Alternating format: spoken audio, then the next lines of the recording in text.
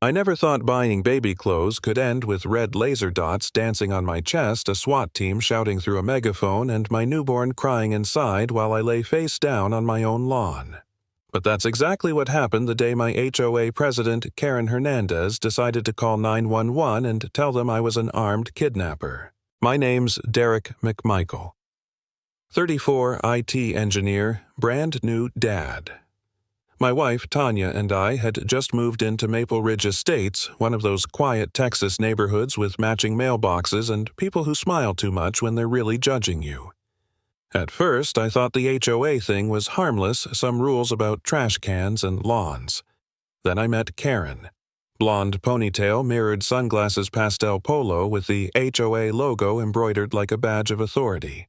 She didn't walk, she patrolled. Our very first conversation, she looked me up and down and said, "You'll want to keep that car of yours off the street.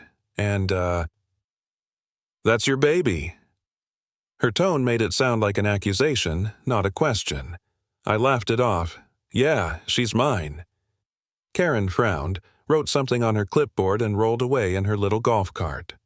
That was my welcome to Maple Ridge. Over the next few weeks, she nitpicked everything. How long my grass was the color of my trash bins, even how loud Maya cried at night. She'd send emails with subject lines like noise complaint, infant disturbance. I kept telling Tanya, it's fine. She's just another power-tripping retiree with too much time. But deep down, I knew something about her stare didn't feel right. One Tuesday morning, Tanya was exhausted, so I volunteered to pick up a few onesies at the store. It felt good to get out just me and Maya in her baby carrier, her tiny breaths warm against my chest. For 10 peaceful minutes, I was that proud, sleep-deprived dad every commercial shows.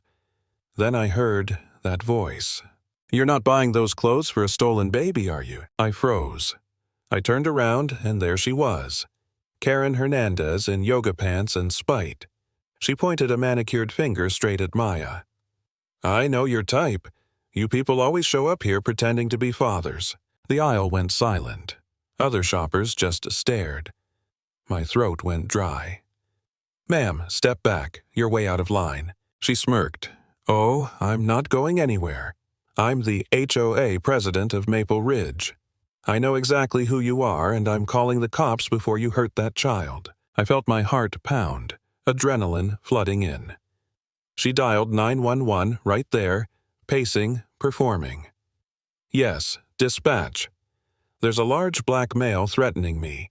He's armed, and the baby he's carrying doesn't look responsive." The manager finally intervened, pulled security footage, proved I hadn't done a thing. The cops let me go. Karen was told to leave. I thought, okay, humiliation over lesson learned. I had no idea the real nightmare hadn't even started. Half an hour later, back home, Tanya was rocking Maya when a low, rhythmic whump whump started rattling the windows. Helicopter. Then came sirens, then the blinding flash of red and blue. I looked outside and saw 2 armored trucks screech to a stop. "Police. The man inside. Come out with your hands up." "We know you're armed." Armed. My blood went cold. Tanya screamed. I yelled, "Get down! Move away from the windows!" Instinct took over. I crawled toward Maya's bassinet, shielding her tiny body with mine. Flashbangs exploded. The door burst inward. Within seconds, I was face down on the front lawn, knees grinding into the grass, hands cuffed so tight I could feel my pulse in my wrists. My daughter was wailing inside. My wife was screaming my name. I kept shouting, "There's a baby in there." She's 4 weeks old, but nobody listened. I saw the neighbors peeking through curtains, filming with their phones. I was the spectacle, the monster on my own street. Then I heard a familiar voice, one of the officers from the store earlier that day. He ran up, yelling at the SWAT commander. "Stop. That's the same guy. He's innocent. We cleared him an hour ago." The commander hesitated. Orders crackled through his radio. The tension dropped from 10 to 5, then 3. They pulled me to my knees. "We had a hostage call," the commander muttered. "Anonymous female claimed her brother-in-law confirmed the threat." I stared at him. "Who's your brother-in-law?" Silence. He looked away. Later, I learned the truth. The caller was Karen, and the brother-in-law was him. She had phoned him, first spun her lies, then called 911 from a burner phone. He'd used his position to launch a full tactical raid without verifying a thing. That night, our front door was splintered furniture, overturned baby formula scattered like debris from a war zone. Tanya sat, shaking on the couch, whispering, "They could have killed you." I couldn't answer. I just stared at Maya sleeping in her bassinet, thinking how close she came to never waking up. For a few days, I didn't sleep. Every car outside sounded like sirens. I replayed everything: Karen's voice, the rifles, the humiliation. A part of me wondered if maybe I had done something wrong. Maybe if I'd kept quieter, been less confrontational, maybe it wouldn't have happened. That's the poison of it. You start questioning your own innocence just because someone in power decided you were guilty. Tanya finally grabbed my hand one night and said, "You're not crazy, Derek. You're scared, but she's wrong. We have to fight back." So I did. I found a civil rights lawyer named Marcus Hayes, an older black man with a voice like thunder and patience like steel. I sat in his office and spilled everything: the store, the raid, the phone link between Karen and the SWAT commander. He didn't flinch. "We're suing all of them," he said. "The HOA, the police department, and her."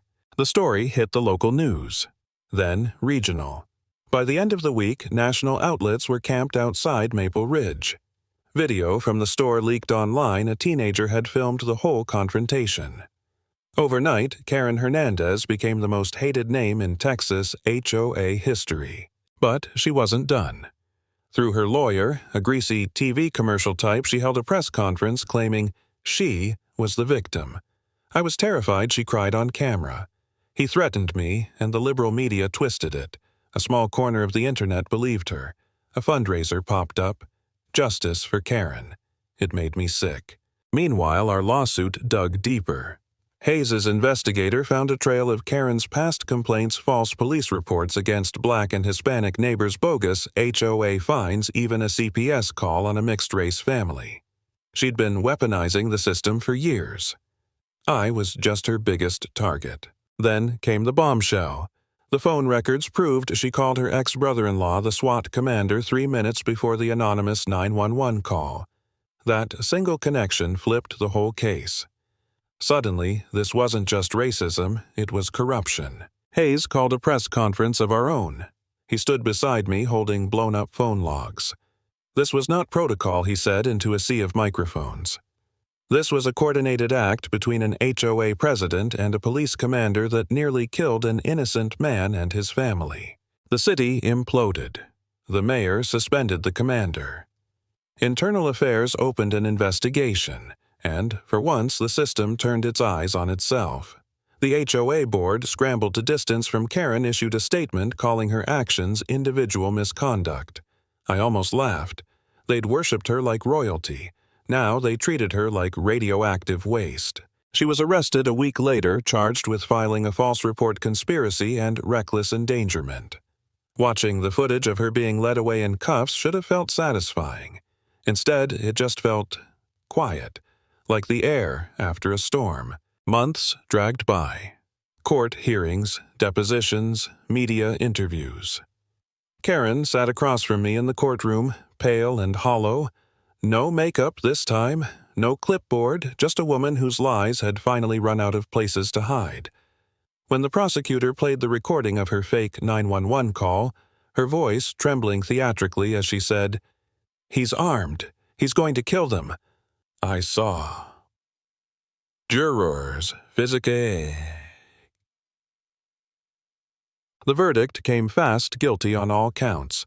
5 years in state prison. $10 million civil judgment.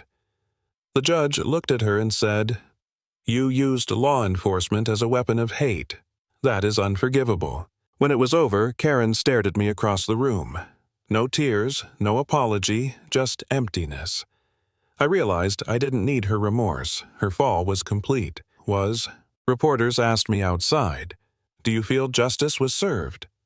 I said, "Justice isn't what the court gives. It's what we reclaim when we refuse to stay silent." That night I stood in the wrecked front yard where it had all happened, the spot where I'd been pinned face down, the scorch mark from the flashbang still faintly visible. The neighborhood was quiet again. too quiet. But this time it wasn't fear, it was peace. Karen Hernandez lost her title, her freedom, her illusion of power. And me, I learned that silence never keeps you safe, it only keeps you small.